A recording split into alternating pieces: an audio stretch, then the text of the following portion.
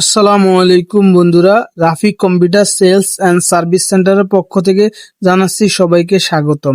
আজকে এক ভাই ওনার ইউপিএস এর ব্যাকআপ দিচ্ছে মাত্র 1 থেকে 1.5 মিনিট, তার জন্য আমাদের কাছে নিয়ে আসছে। তো আজকের ভিডিওটি হলো কিভাবে একটা ইউপিএস এর ব্যাটারি চেঞ্জ করতে হয় এবং আমাদের কাছে যে ব্যাটারিগুলো আছে তার সম্পর্কে ভিডিওটা আর কি।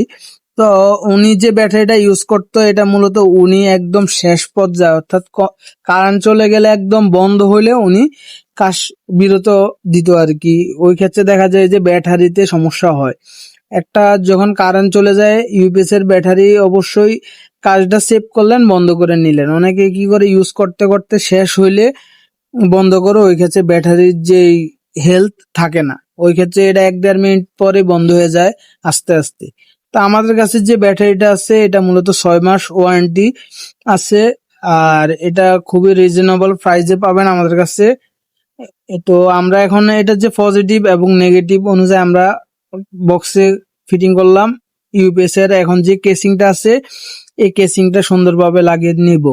তো বন্ধুরা, যাদের ইউপিএস এর ব্যাটারিতে কম ব্যাকআপ দেয় তারা আমাদের কাছ থেকে ওয়ারেন্টি যুক্ত ব্যাটারি নিয়ে নিতে পারবেন খুবই রিজনেবল প্রাইসে। তো যাদের এরিয়া চাঁদপুর জেলার মধ্যে, আমাদের চাঁদপুরের হাজীগঞ্জে, তো আইসা নিয়ে যেতে পারবেন। তো এখন আমরা এই ইউপিএস এর যে 4টা নাট আছে নাটগুলা ফিটিং করে নেব।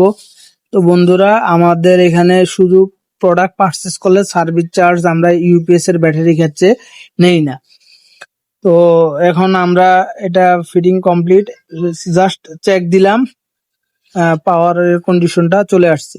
তো দেখা হবে নতুন একটি ভিডিওতে। আল্লাহ হাফেজ।